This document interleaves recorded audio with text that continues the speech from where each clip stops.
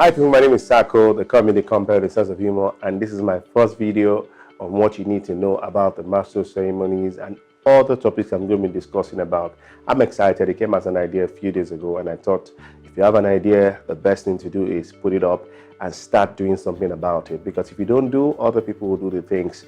Have you ever wondered why you have an idea and somebody else is thinking about the idea? It's because the frequency is a wave. If you don't connect to it, it will not be yours. And all you need to do is brand it and it becomes yours. Are you ready? Okay, so today I'm going to be sharing with you some of the things I've learned anchoring wedding in the past years. I'm a professional, but I'm going to share my view from what I've experienced in the past 10 years as a master of ceremonies, as a compare with the sense of humor. And I'm going to share with you, I've had some bad experience, I've had some good experience, I've had some bittersweet experience. But you know, it's all good. It's taught me how to become more professional. You know, one of the things Malcolm Gladwell talked about is about the 10,000 hours. You know, for you to become a professional in anything you have done, you should have done it 10,000 hours. And trust me, I'm learning. I think I've gone about 10,000 hours, but you can still get better. So share with me. I'm going to share with you today what I intend to, how to anchor a wedding in an African setting or anywhere you see Nigerians, anywhere you see Africans, especially Nigerians. This is what you need to do so you don't get into trouble. Are you ready? Come with me.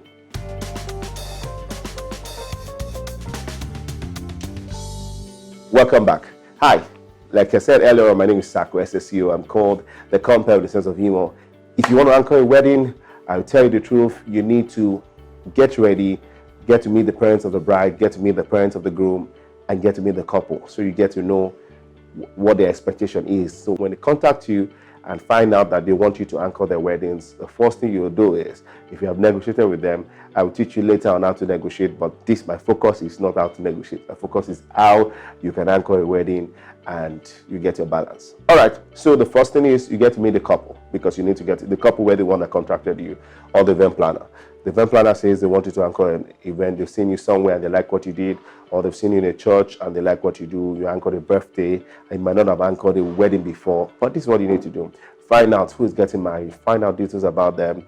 If you need to meet a couple, if they're not around, ask questions, send them a mail and ask what's their name, where are they from, how did they meet. Those things will make you find out more details about them, and also get to meet their parents. You need to find out if their parents are together, so you don't run into trouble on the day of introduction, because if they're coming in on the day of the wedding, you need to be sure they want to dance together. You need to ask if it's okay for them to dance together, because if they'll be separated for years and they still have aught, they might transfer the aggression on you. So you need to find out how do they want to dance in? Do they want to dance in as a couple? Do they want to dance in with family, or just mention family names? For instance, say the Animashaun family, and everybody understands that they're coming in. And so you need to know. So first thing you need to do before you welcome everyone as a master of ceremony. Ladies and gentlemen, I'd like to welcome you all. Tell them this, tell them the exit point in case there's an emergency. Tell them they need to use the gent or the ladies. You need to tell them where they can go, or you can ask any of their ushers. Remember not to use the word toilet at a wedding. You must use the word gent or ladies. Toilet, especially toilet, usually is not. My mom did not like you to mention toilet where she's eating. So I've learned that a long time. As a corporate person, you cannot mention toilet. You need to, corporate or a social person, you need to mention the gent or the ladies. Everybody understands. If you don't understand, let them come to meet you and whisper into the air, toilet.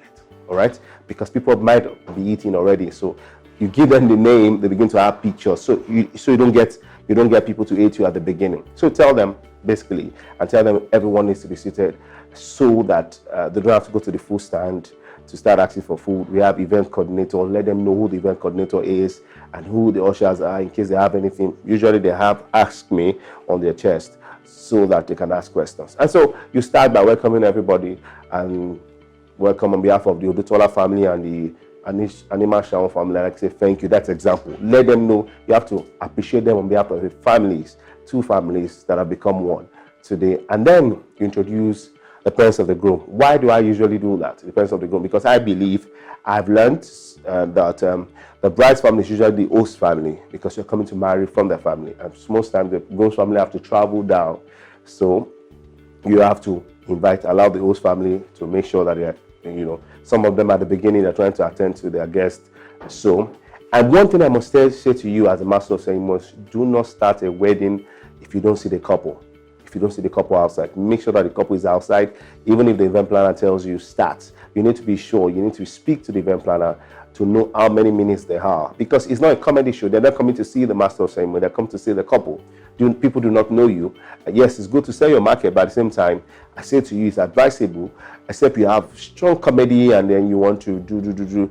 But at the same time, it's not a comedy show. They're not there to see you. They're there to see the couple. They're there to appreciate the families of the parents of the bride, the parents of the group. Because some people do not even know their parents, but because of the relationship that they have with them through the years, they've come to celebrate their friends, their colleagues on the day of their child's wedding. So you make sure that you have at least, they're 5 minutes away, they are 2 minutes away. You must communicate with them, because when anything that makes you bring the parents of the bride in, makes you bring in the parents of the groom first. After you bring them in, you settle them. Make sure you introduce, ladies and gentlemen, the parents of the groom, the parents of Jide, Anima Sharon, Elder and Mrs. Make sure you mention their names. Make sure you get their names well. Their pronunciation. People are always concerned about how you pronounce their names. You must learn how to. That's one of the challenges we have to go through. You must learn how to pronounce the name. I have a way of escaping those things by pronouncing it. I have a way. I have a way which I'm going to share with you. Not on this. All right. So get ready. I'm going to continue to put up some other things. You must know their names. Know how it's being pronounced. Know the Sosomido, or you know what I'm talking about. Okay, the Ami. Okay, you know what I'm talking about, so I don't want to struggle. All right, so you pronounce their names and say the parents of Jide and Anima Sharon. Ladies and gentlemen, put your hands in for Dr. Jide and Mrs. Nike. Make sure you mention Mrs. Nike and Anima Sharon as they're dancing with their friends. Please remember that the parents will be in front and all their families will be by their side or behind them. Make sure you allow them to dance forward, and please clear the aisle. Make sure you announce that you clear the aisle. If you need to speak Yoruba, if you need to speak Hausa, if you need to get people to politely, you must be polite. As a master of ceremony, your job is to be polite. You cannot afford to be rude at any time. All right? Okay, so when they come in, and then you announce, ladies and gentlemen, the parents of the bride, the parents of Irioluwa, about coming now. And please join me as I invite Dr. and Mrs. and then you mention their name. You mention their name, and also do the same with him by telling them that the parents have to be in front and all their friends or siblings will be by their side. And then you bring them in, and then you find out, you should have even found out who the chairman is. Do a little profile about the chairman. Even if they give you some things, find out some things that they didn't even give you and say, yes, this was not a profile I was sent, but I found out that the chairman is this, the chairman was this. It's not supposed to be long, max 2 minutes, you know. Yes, I've seen weddings where you have profile, the man wants you to read everything, but it's not a corporate event. So you just need to summarize. If he has a national honor, OFR, ON, you need to know all those things, they like all those things. You need to, especially if he's a doctor, if he's a medical doctor or a PhD, you need to put it up. Doctor, engineer, people like, you need to give them titles. They've earned so much, they've worked so much to get that title. So you need to. They're entitled to their title. All right. So do that, and then if there is a father of the day, you need to. Who knows the father of the day? If there's a royal father among you, you need to recognize them because they're royal, they're king. Okay. If you have a governor there, you need to recognize His Excellency, the governor of Lagos State, the Excellency, the deputy governor of so place, High Excellency. You need to recognize them. You need to have a list. There's order of protocol also that you need to follow, which you would also learn. I'm sure you can. And then you can ask questions. This is just me because I got this remark to say, how do you anchor a wedding? These are things you need to find out. Find out details about the family, and it makes it very, very easy. And then you find out also from the parents of the bride or parents of the groom who takes the opening prayer when the bride and groom comes in. The opening prayer has been taken when the bride and groom is inside.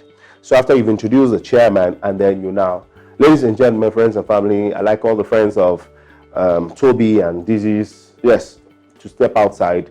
Their Shoebis can step outside. And then when you do that, you already work with the band to get music ready, or tell the DJ. At that time, usually the band plays for the parents of the bride and the DJ plays for the couple.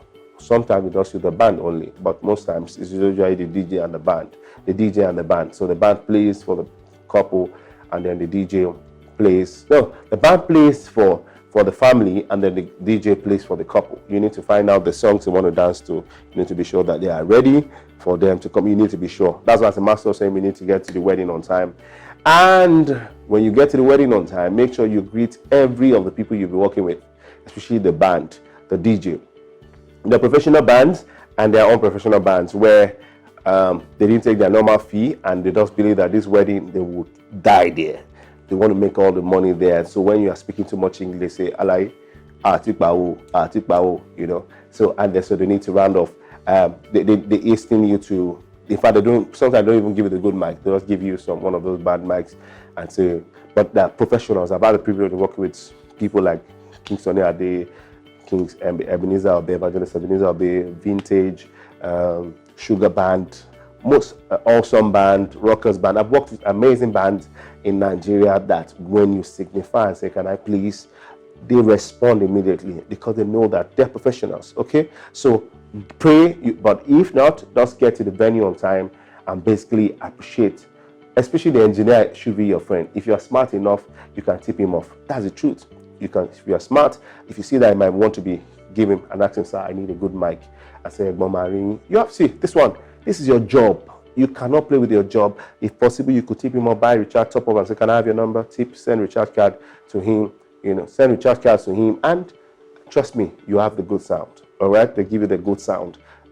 See, you're not. This is not bribe, but you need your work to go well, especially when you sense it, because there'll be sensing that you might have an issue with these people. Sense it and say, sir, can you give me the good mic? Test your mic before you start.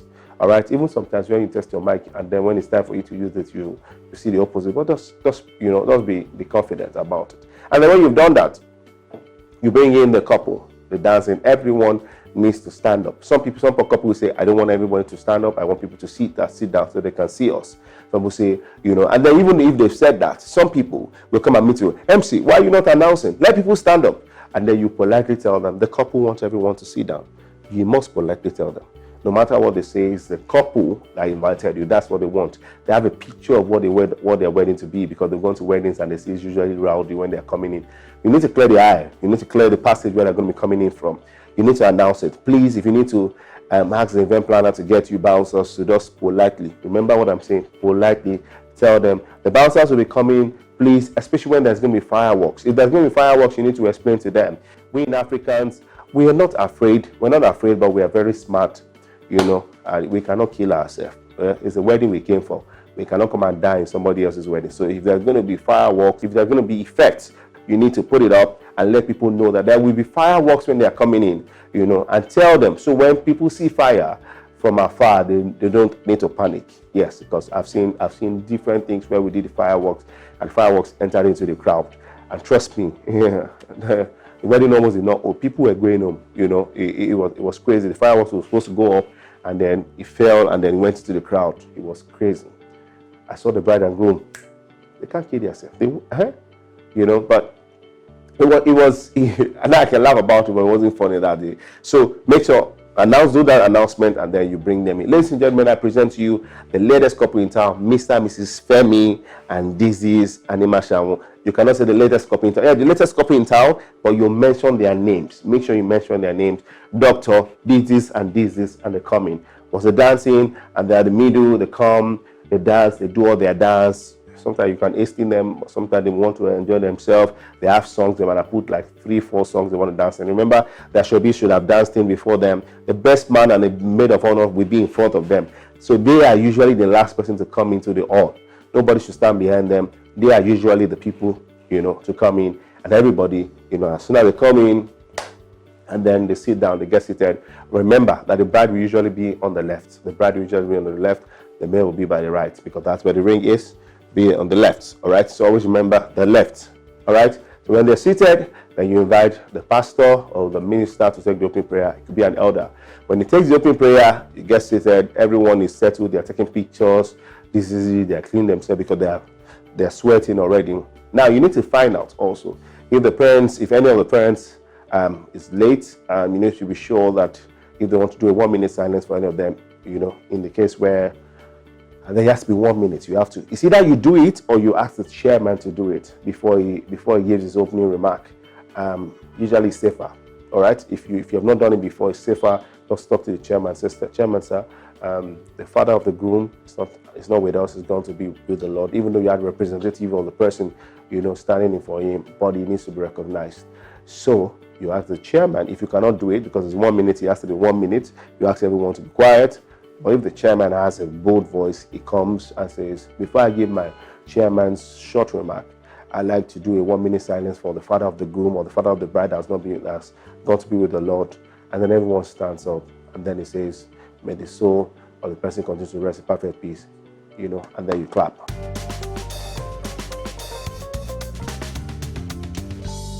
Hi people, my name is Saco, the comedy compare with a sense of humor, and I hope you enjoyed this video. I'm sure I didn't finish it, but trust me, watch out for the part 2. I'll be back. But before then, subscribe to Spirit of Saco TV and get more videos.